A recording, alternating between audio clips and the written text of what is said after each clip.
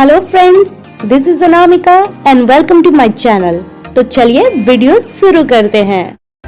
अगर आपने मेरे चैनल को अभी तक सब्सक्राइब नहीं किया है तो पहले मेरे चैनल को सब्सक्राइब करें और बेल आइकन दबाना तो बिल्कुल भी ना भूलें। चलिए आज हम लोग बीएड सेकेंड ईयर का असेसमेंट फॉर लर्निंग का 2 क्वेश्चन देखेंगे जो कि असाइनमेंट क्वेश्चन है और दोनों ही इंपॉर्टेंट क्वेश्चन है एग्जाम के पर्सपेक्टिव से और या व्यू से, जो भी कहे आप। पहला है अधिगम एवं अधिगमकर्ता के विकास में सुधार में प्रतिक्रिया की क्या भूमिका है। अर्थात मतलब फीडबैक का जो प्रतिक्रिया मीन्स फीडबैक का क्या भूमिका है अधिगम में मतलब लर्निंग में और लर्नर में मतलब अधिगमकर्ता के जीवन में। तो सबसे पहले इस तरह का कोई भी आप एग्जाम में क्वेश्चन लिखेंगे तो मैं हर बार बोलती हूँ इंट्रोडक्शन लिखे, कोशिश करें इंट्रोडक्शन 5 लाइन में हो। यहाँ पे आप देख सकते हैं। फिर उसके बाद फीडबैक क्या होता है, मीनिंग ऑफ फीडबैक, अर्थ क्या होता है उसके बारे में लिखना है कि वह अधिगमकर्ता के लिए जो मुख्य उद्देश्य प्रतिक्रिया का क्या है उससे रिलेटेड भी आप उसके नीचे में लिखेंगे उसके अर्थ के बाद। और प्रतिक्रिया कितने रूप से होती है सामान्यतः, जैसा कि हम लोग लर्निंग एंड टीचिंग में तो पढ़े ही थे फर्स्ट ईयर में कि 2 प्रकार का होता है, धनात्मक फीडबैक और ऋणात्मक नेगेटिव फीडबैक, जो कि दोनों ही आवश्यक है। अगर एक स्टूडेंट के जीवन में बात करें तो जब कोई बहुत अच्छा कार्य कर रहा है तो उसको जैसे कि गुड से भी साइन करना एक धनात्मक प्रतिक्रिया है, या किसी को गुस्सा में अगर हम डांट देते हैं किसी लर्नर को, अगर किसी छात्र को, तो उससे वो डिमोटिवेट भी हो सकता है, तो ये एक तरह का नेगेटिव प्रतिक्रिया है। लेकिन नेगेटिव प्रतिक्रिया का भी यूज़ कर सकते हैं हम पॉजिटिव वे में, ये एक अलग टॉपिक है। उसके बाद हम यहाँ पे देख रहे हैं नेक्स्ट टॉपिक है। अब यहाँ पे हम लोग देख रहे हैं अधिगम के विकास में या सुधार में, विकास के सुधार में प्रतिक्रिया की क्या भूमिका है। तो इस टॉपिक को आप पॉइंट वाइज लिखेंगे और ये मैंने लिखा है पॉइंट वाइज, बहुत अच्छे से लिखा है, आप चाहे तो इसको कॉपी कर सकते हैं।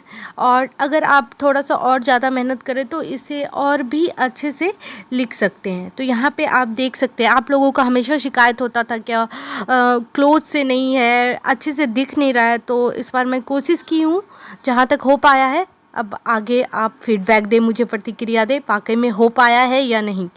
उसके बाद आप निष्कर्ष लिखेंगे मीन्स कंक्लूज़न, जो कि बहुत ही इम्पॉर्टेंट है। अगर आप बीएड के क्वेश्चन को लिख रहे हैं, एग्ज़ाम में लिख रहे हैं या असाइनमेंट लिख रहे हैं तो एकदम नेसेसरी है लिखना। उसके बाद आकलन एवं मूल्यांकन में प्रवृत्तियाँ, मतलब ये सेकेंड क्वेश्चन है ऑनलाइन परीक्षा के बारे में, कंप्यूटर आधारित परीक्षा और अन्य तकनीकी आधारित परीक्षा जो अभी के समय में लिया जा रहा है, उसके बारे में लिखना है कि आकलन में, असेसमेंट में और इवोल्यूशन में क्या प्रभाव पड़ा है। तो ऑनलाइन एग्ज़ाम के बारे में लिखेंगे कि ऑनलाइन एग्ज़ाम क्या होता है। अगर आप खुद ही सोचें तो आप खुद भी इस पे अच्छा खासा लिख सकते हैं कि ऑनलाइन परीक्षा कैसे लिया जाता है, किस तरह से उसका क्वेश्चन पैटर्न होता है, क्या ऑप्शन होता है, किस तरह से उसको लॉक करना होता है। तो सारा प्रोसेस लिख सकते हैं। कोई भी वन डे एग्ज़ाम को आप इमेजिन करके लिख सकते हैं।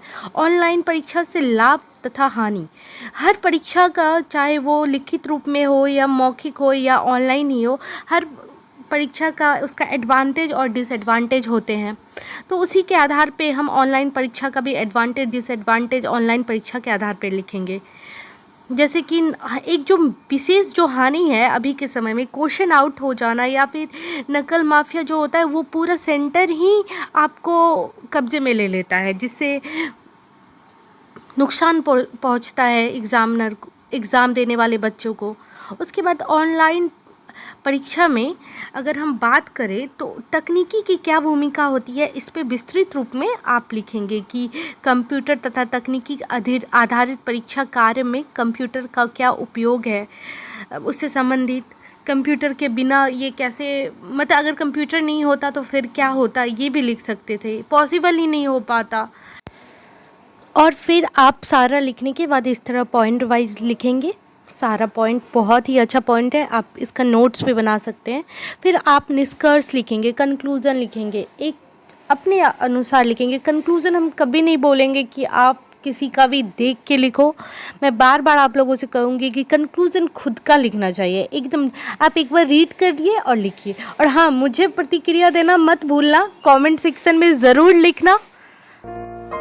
अगर ये वीडियो अच्छा लगा तो प्लीज़ मेरे चैनल को सब्सक्राइब करें और लाइक बटन ज़रूर दबाएं।